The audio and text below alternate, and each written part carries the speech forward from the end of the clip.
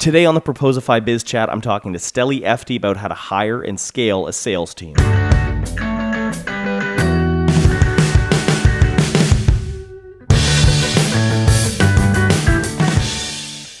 Hey everyone, I'm Kyle Racky, and this is the Proposify Biz Chat. I'm very pleased to have a special guest with us today. His name is Steli Efti. He's the CEO and founder of Closeio, a CRM for inside sales teams. You may also know him as the more bombastic and profanity-laced co-host of the Startup Chat with Heaton Shaw. They have a great podcast. He's here talking with us today about scaling a sales team. Welcome to the show, Steli. Thank you so much for having me, and thanks for the nice intro. I just kind of made that up on the spot, but I liked it. I thought you would appreciate that. A+, for sure. Now, just to touch on this, so like if people have heard the Startup Chat with Heaton, he's definitely a lot more kind of like chill and laid back, and you get really excited and you swear a lot. It's kind of a nice dynamic. Was that something planned, or is that's just the way you are? That is just the way I am. People that see me on stage oftentimes think that that's how I am all the time, which is absolutely not the case whatsoever. I can be very, I either want to be like in front of 10,000 people screaming at them, or I want to be alone, right? There's not much middle ground for me.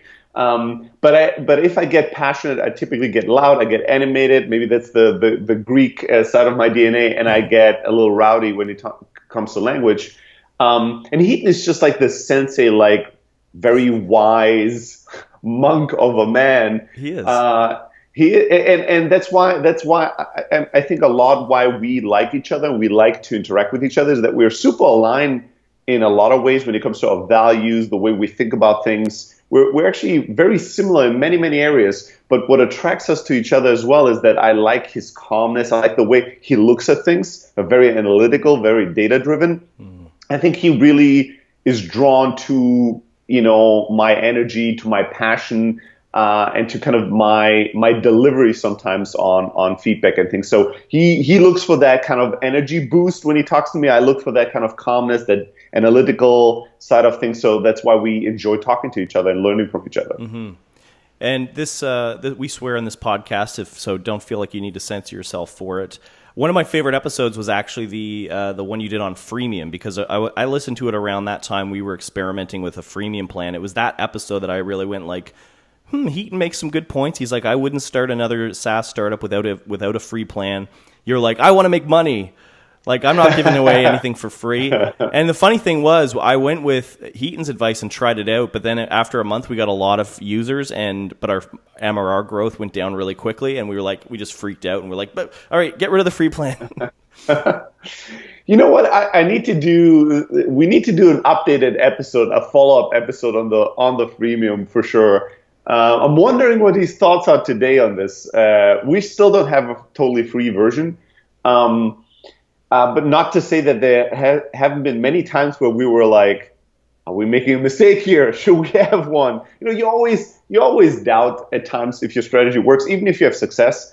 And you always kind of look over the fence and feel like maybe that grass over there looks a tiny bit greener than my own.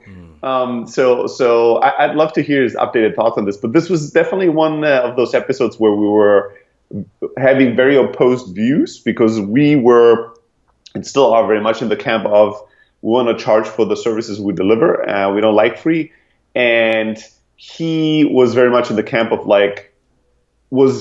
felt like not having a free version really made one of his companies not succeed. So he was very strongly believing in you have to be free or you're fucked, right? So that was a great conversation. I'm wondering what his thoughts are today on this now that a little bit of time has passed. Might be the exact same conversation, but we should revisit for sure. I think so, yeah. Well, we'll look out for that next episode when that shows up. So I want to talk about scaling a sales team because I think a lot of people would be interested in this. I know I certainly am. But just before we get into that, if people aren't familiar with Closeio, full disclosure, we are actually now a customer of Closeio. We published a blog post about maybe 2 weeks ago, essentially documenting our hunt for a CRM. and what to look for and what sort of features, because obviously it depends on what kind of company you are. And we found Closeios was the winner because it was very made for SaaS companies, inside sales teams. It was exactly what we needed. So we've been loving that. But maybe just tell the listeners or the viewers, how did that come about? Why did you make a CRM? Yeah. So first of all, thanks for trusting us with your business and letting us play a tiny part in your success. I know that you guys are doing really well. So when it comes to Close, so originally the company had started as something called Elastic Sales, and it was basically an outsourced sales team on demand for B2B startups in Silicon Valley. So we would take on board new startups that needed to figure out their sales model and scale it. And we would do that for them, building a sales team for them and scaling it for them, right? And we did that for over 200 venture-backed startups in the Valley. So, the company started as a services/consultancy. And from day one, we started building software internally, for two reasons. Number one, I hated all the sales software that was out there. Now, it was the first salesperson we were renting out to test the model. And number two of my co-founders were highly technical. So we had this thought from the get-go, hey, we could use technology to really help us scale this, outsourced sales team on-demand model. And so we started building software, and eventually that software became Close. We never intended it to be a product we would sell to other people until we started getting kind of our clients that we're doing services for asking us for the software as well, right? So a lot of our clients had sales teams, but they would use us as well to test new markets or to expand in certain areas. And then they would inevitably see the software we're using to do sales, and they would start asking us, why can't we just buy the software as well? And then as well, on top of that, our salespeople, they were bragging to their friends that were in sales and showing them the software and going, haha, you can't have this. Look what we're using all day long. And so more and more, we were getting feedback from the market that we really had something special. And eventually we decided, all right, let's release this. We think we have a beautiful piece of software. We think it's unique, but the CRM space is so crowded. Who knows how tough it would ever be to be successful in this. It's not always the best software that wins. We know this. Salesforce, case in point. Case in point. So we released Close in January 2013, and basically it was more successful than we thought. Like, first month was really great, and I was like, yeah, it's first month, let's see. And then the second month was better, and I was like, all right, that's fine, but let's wait. And then third month was even better. And I think within 6-7 months, it was clear that the software would outgrow the services business fairly soon, although it had a tiny team attached to it. And that's when we decided to put all the chips on Close and fully focus on it. And that's been the case since January 2014. And yeah, we hit a nerve in the market. We had a very unique point of view, focusing on inside sales, focusing on sales communication, and really focusing on the end user and saying, hey, we want to make people better at selling. We want to help salespeople do their job better. We want to help you with productivity versus all the other CRMs up until that point. We're very much focused on management and saying we want to help you have better reporting and better forecasting and better control over what people do. So we're sold in a very old school kind of top to bottom model where you sold this to the VP of sales or the director or board level, and they would force it down the throat to the end user, the salesperson. But no CRM really claimed to make the salesperson more productive necessarily day to day, and that's what we really cared about. And it seemed that at that point the market was ready for it, so we had great success and continue to have good success with it. That's awesome. Yeah, I know our salespeople really like it, and they're a tough audience. It's notoriously hard to make salespeople enter data in the CRM, and I like that you guys actually try to save them from that as much as possible. There's actually very little data entry that's required because you can call using the product and it'll just log the phone calls. They don't need to type notes if they don't want to. So it's really helpful that way. And I also like that you guys took kind of the 37 Signals Basecamp approach of starting service, scratch your own itch with software, and migrate into the software space, which is very difficult to do. I mean, I try to do that as well, and it's a challenge. You guys did that as well, right? Yeah. It looks easy from the outside. For us, honestly, it was a very organic thing. We kind of just fell into it. in hindsight, it all makes perfect sense, right? But at the time, it was less strategic than people might expect. Yeah, yeah. So you've got the nice thing too is you've got all this experience in helping other companies scale up sales teams and do sales. It's always nice when you're a subject matter expert for your software, which is why I think actually people starting software products don't start a SaaS product or company in a space you don't understand and know well. Like you have to really own that industry or that niche or that vertical, I believe. I don't know. What are your thoughts on that? I think there's no absolutes in life and in entrepreneurship, but your chances for success just radically increase or decrease. The further away you are from understanding your customer and your market, the less your chances to successfully build something that really hits a nerve and serves the customer. It's more of a lottery ticket chance. You'd be surprised how many founders start companies in areas they have no expertise in. I advise so many founders. I get so many people sending me emails asking me questions, and oftentimes I'm like, my first question is like, how did you come up with this idea? Why are you interested in this space? And then you'd be surprised how many times people are like, well, I talked to a friend and I saw something, I read something on this website, and then I thought, hey, wouldn't it be great if, and not to say that you can't build a successful company as an outsider, because there's many examples that you can. Your chances are just much lower, right? It's just like this. You can be a millionaire because you win the lottery, but that's not my game plan, right? That's not the way I approached it. So I think if you scratch your own itch, if you are the customer, the reason why that's such a great idea is because then your insights and your understanding of the customer are going to be pretty spot on, because you know yourself. Yeah. Right. Pretty well. If somebody else, the further removed the customer is from yourself, the more work it's going to take for you to understand the customer. And that work can really be, that distance between you and the customer can really be all it takes to either succeed or spectacularly fail. Yeah. One of my favorite quotes related to that is something I once heard from Nicholas Kuzmich, who's like a big Facebook ads guy, and he said that great marketing isn't when you understand your audience; it's when your audience feels understood by you, and just that little change is such a big difference. They know when you're speaking their language. They know when you're one of them, and it's hard to fake that. It is hard to fake that.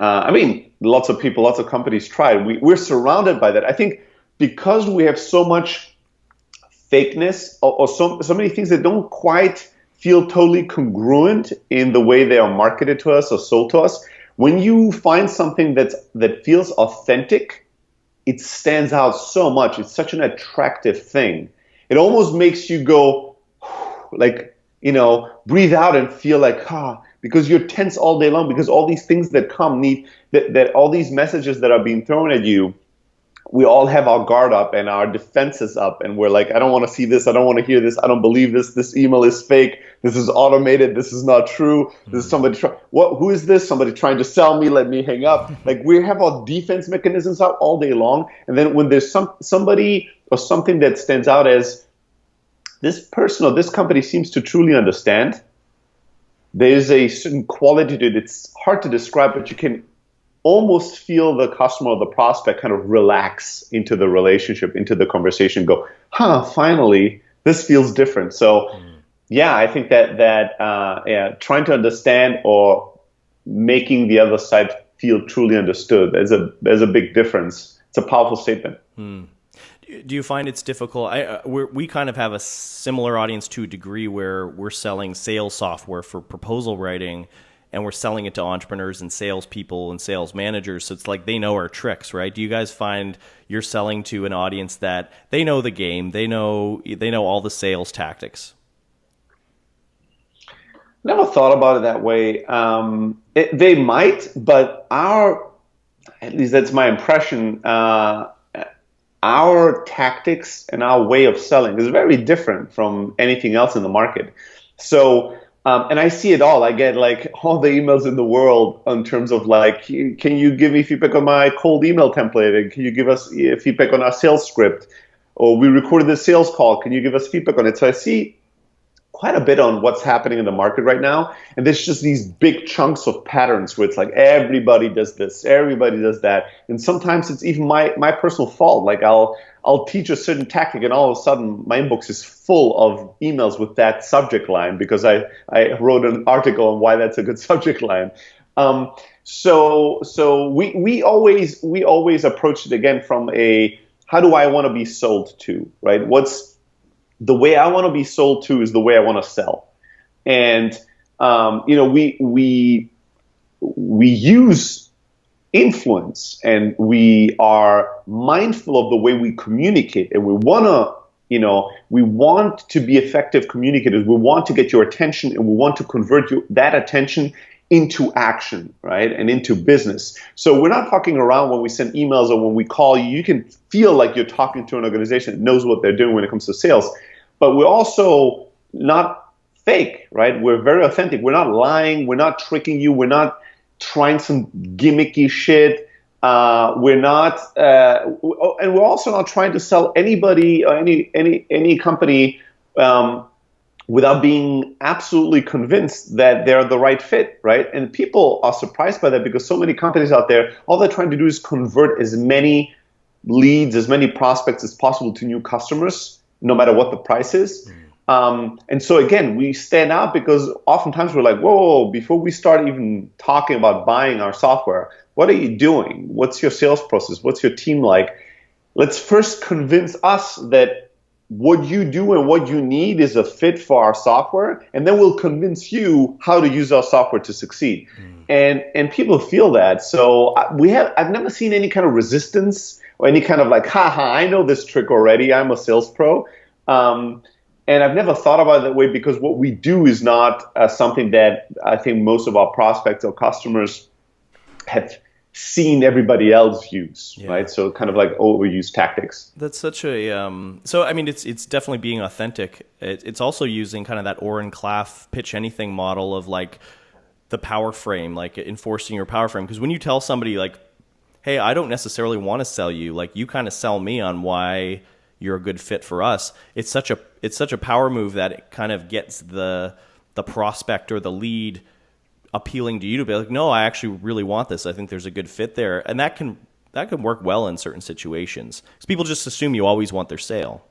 I think in general in life, independently from what kind of branding or framework you use, I think it needs to be an eye-to-eye relationship, right? We need, like, I look for partnerships. I don't look for a relationship where I have to lie back, steal, and do whatever to get a little bit of your pocket money, and you're like this big customer that's in power, and I'm like this servant. I'm not interested in that. Not to say that that's something nobody should be interested in. That's for everybody else to decide. But in my business, I want the customer and us to be in a partnership, in an eye-to-eye relationship where we help you, you help us. And if I don't feel that we can establish that kind of relationship, it's not the right customer for me, for the business I want to build. And people feel that, and it's very attractive, right? You know how many times I've told customers to fuck off?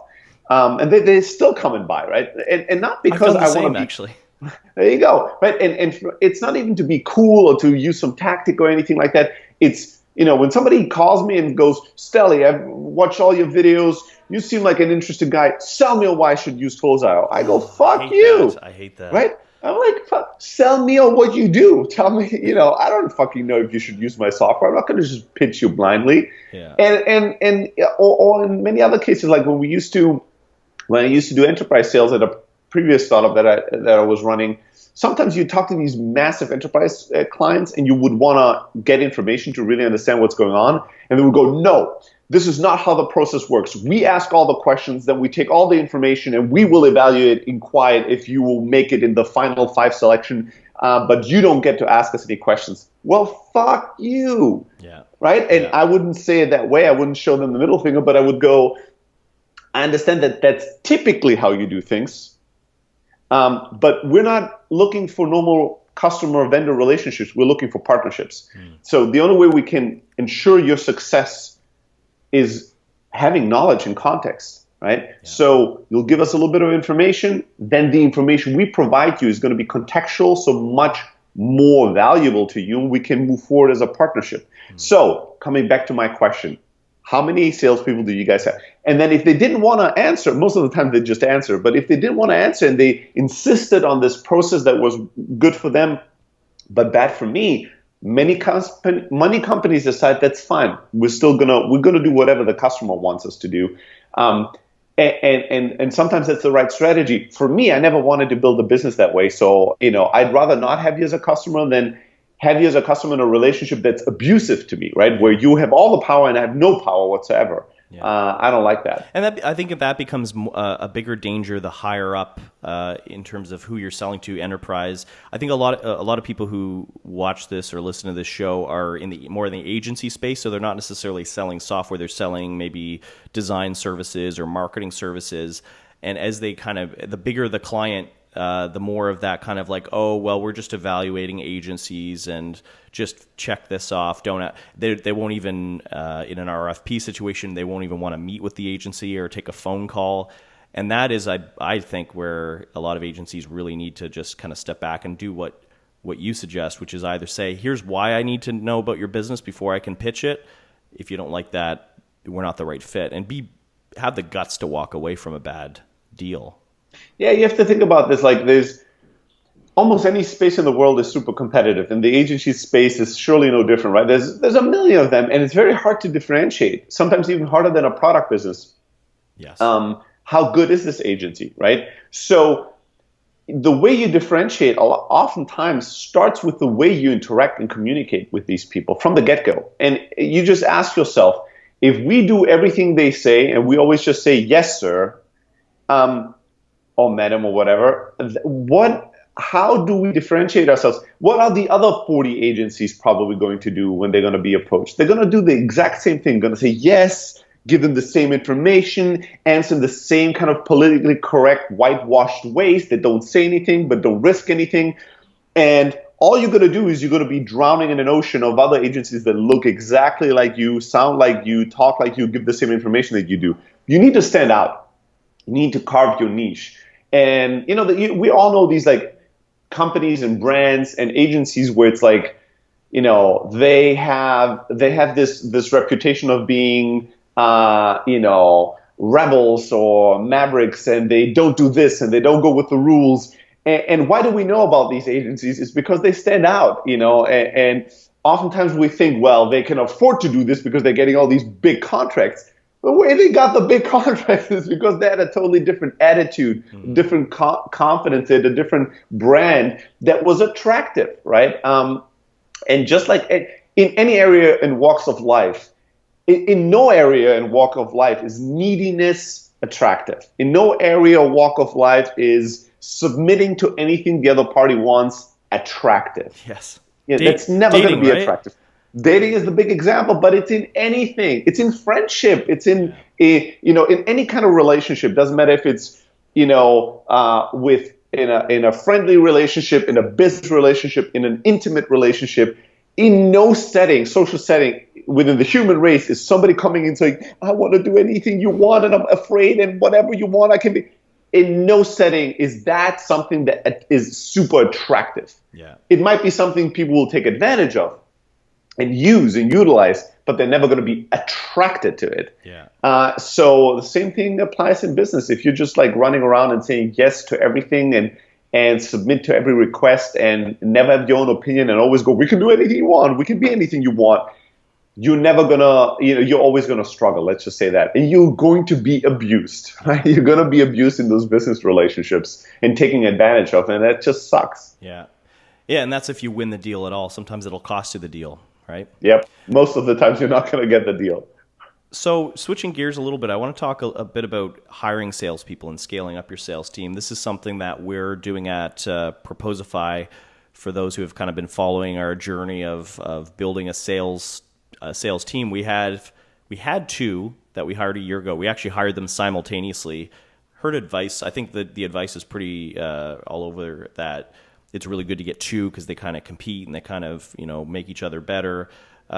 We've just hired our third, and now we're actually looking to really scale up that sales team and look at maybe the SDR model and kind of tiered approach. You wrote a really great post that I want to link to in the show notes about scaling a sales team and kind of 3 different models. I'd love to maybe run through that with you and to have you kind of talk to that. So I guess like going forward, what would you do if you're in this situation? Because I'm sure you've got a sales team at Closeio, kind of where you're starting with 1 or 2 salespeople who are kind of doing a little bit of everything. They're qualifying, they're closing. How would you what's your approach to scaling it and taking it from there? Yeah, so if you have a few people already and what they're doing is kind of working, the next question becomes how do you grow this? How do you scale this? And there's really just 3 models of organizing a sales team, right? One is kind of like every salesperson is an island to themselves, right? Where they have to prospect themselves, do lead gen themselves, qualify themselves, close. They have to do everything, and they're all basically in competition with each other, right? There's many industries where we know this. Real estate is a great example, right? Every agent is for themselves, right? Fighting with each other, even if they work in the same company. That's one model of organizing things. That's kind of a very old school model. The next evolution of sales organizations came when they started assembly lining the sales team. So they thought, well, there's all these different unique activities in the sales funnel, and having one human do all these different activities just brings down productivity.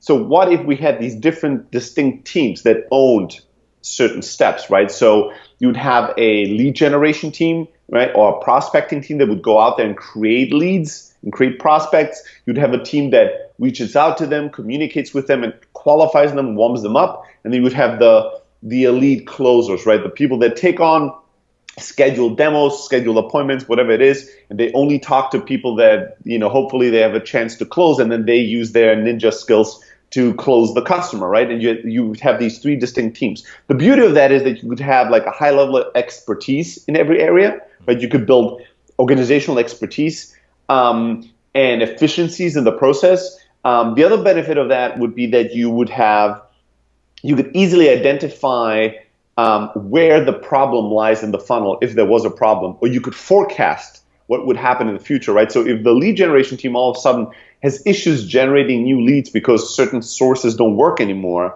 you instantly know. You don't know months later, because if it's just one salesperson, he might be busy closing some deals today, qualifying some deals tomorrow, and then doing some lead gen. And if lead gen isn't working as well, what will the salesperson do? Just do a little less lead gen and focus a little bit more on closing and qualifying until he has no leads anymore, and he goes, oh shit, this isn't working. But this was a 3-month process, right?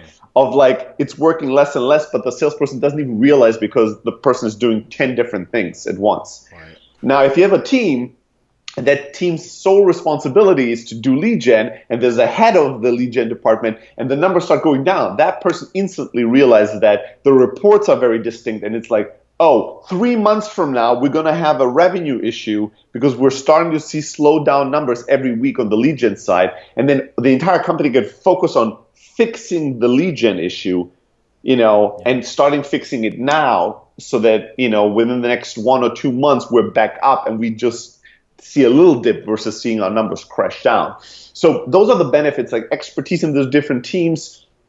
And then also just the ability to spot very succinctly what is not going well. Is it lead gen? Is it the qualification? Is it the closing process? Because it's distinct.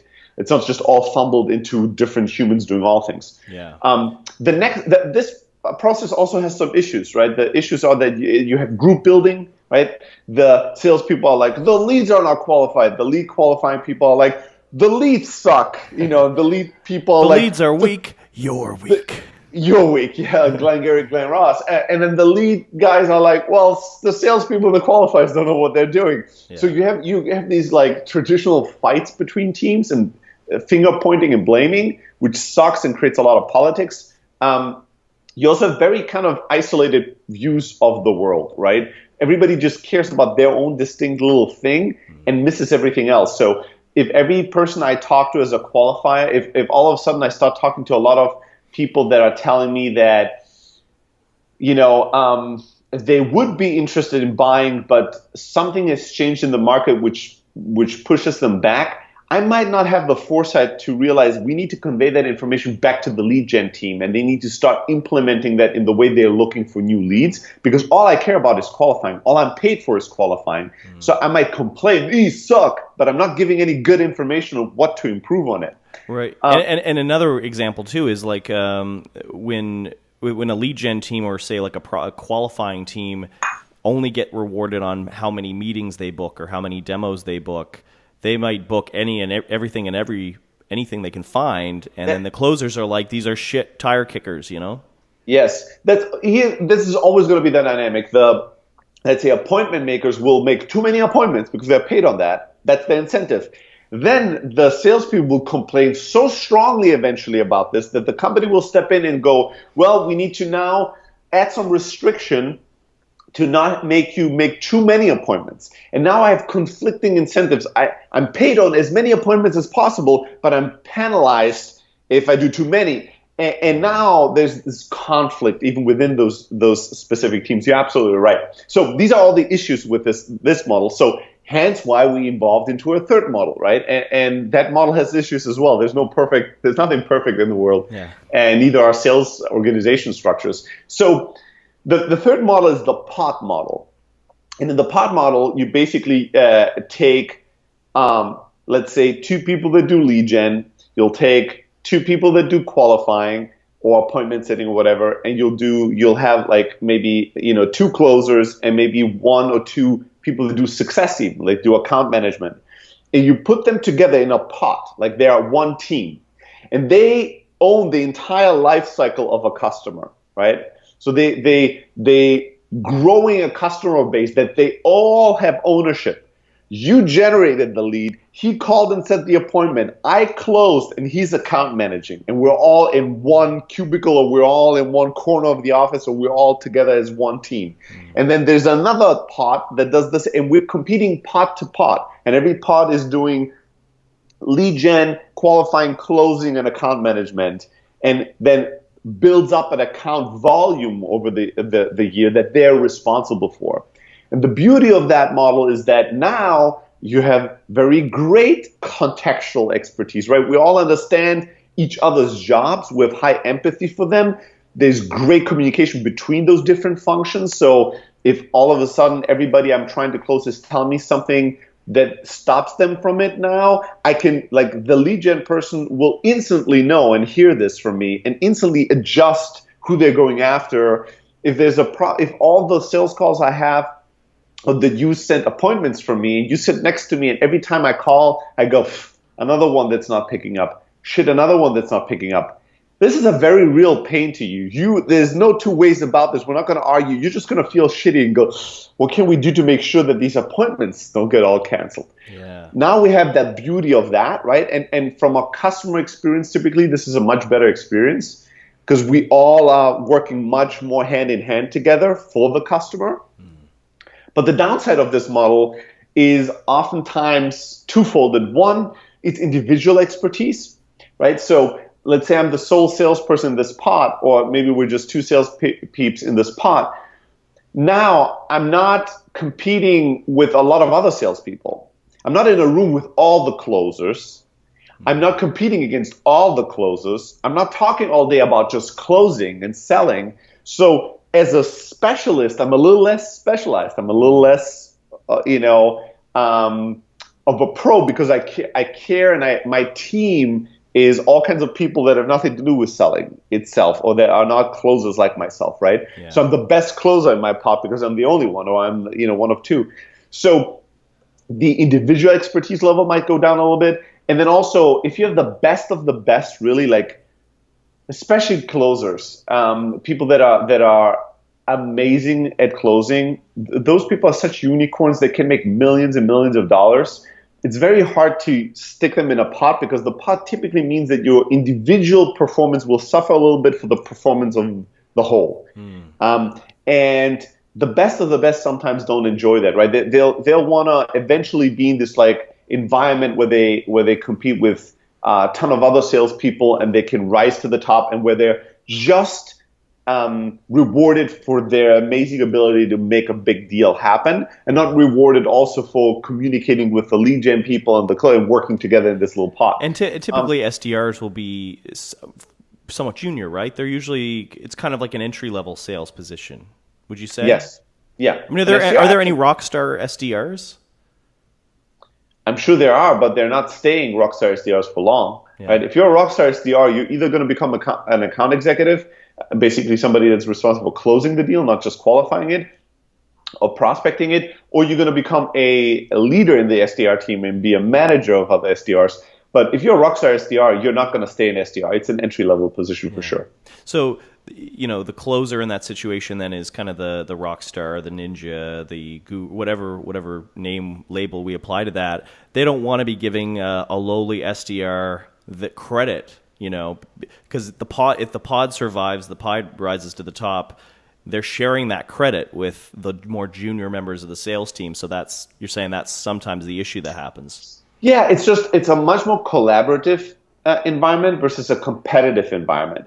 And collaborative is good, but if you are the best of the best, sometimes you want the most competitive environment because that's where you're going to dominate and where you're going to stand out the most, right? If you're a top athlete, you don't want to just, you don't want to, if you're a top basketball player, let's say, you don't want to, potentially be in a fitness club where you teach a little basketball, you teach a little football, you do a little weightlifting, and you're just a generalist, and you're doing a really good job with a bunch of other trainers and athletes, and you all work together. No, you want to be a fucking basketball player. You want to play against other basketball players to become the best basketball player, right? But basketball players are in teams, right? So, that's true. And there's a captain and there's a rock star. Now you can see their performance a lot more clearly. It's out there on the court. That's what we need. We need an MVP award for people within pods. For sure. And you can, I do think that you can set up the pod model to where you can overcome this, right? I don't think that it's internally flawed. The same thing with the assembly line model. You can set it up in a way where you have a lot of things you do to make sure these teams work together and understand each other, and so there's ways to compensate for some of the issues in each of these two models, but they are very different by design. So one is going to be more aggressive, easier to scale, more specialized, but then you're going to have to compensate for context and compassion and teamwork and things of that nature. The other model is much more of a collaborative teamwork contextual effort, but then you're going to have to compensate a little bit to make it more competitive, to reward the people, to make them stand out. So it's just what do you want the foundation to be of your sales team, and that's really the question here. Is it possible to start with, say, the assembly line model, and then as more people get added, sort of migrate to the pod, or is it better to just decide what you want and start off even with a smaller team? Yes. So the answer is yes. You can absolutely switch from one model to the other. Every switch is painful. Every switch might come with a cost. The cost might be people, right? Some people might not like the new structure because they don't thrive in it anymore. They don't, it doesn't fit their individual needs as much. I think with anything when it comes to sales team, especially in a startup, you have to think about it just like a product, right? And you need to think in versions, not in absolutes. You're not going to set up the perfect team structure. You're not going to have the perfect compensation structure. You're not going to hire the perfect salespeople. You're not going to give them the perfect sales scripts. These things are going to be in flux and in change, and you're going to have to update these. And every time you update it, there's going to be cost, which is why you don't want to do it. This is why we all don't want to change anything, right? Because it comes with a cost attached to it. Problem is that the cost of not changing is much greater. It just comes later. Yeah. So it's like pay now, a little bit of pay now versus a lot of pay later, which is another general principle of life, right? It's just a little suckage now versus a lot of it later. And so my advice would be, especially in the early days, do whatever is best right now, because there might not be a tomorrow. It makes no sense to set up something for, in 2 years, this would be the right thing. Right now, it sucks. You don't have that luxury. Do whatever is the best model with the people you have, the expertise you have right now.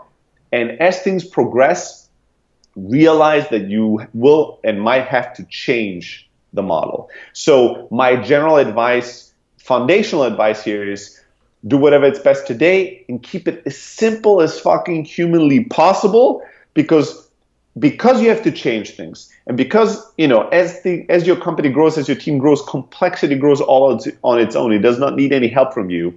If you keep things simple, they're going to become a little complex over time. But if you start complex, which typically means that you're trying to get to the perfect version in one step, you try to figure out all the things in one step, the perfect compensation plan with all the different incentives figured out. If you start complex, it's going to become unbearably and unmanageable very quickly and overwhelming. So keep it simple and focus on what's right now and think in versions. And tell your team, this is how we do today.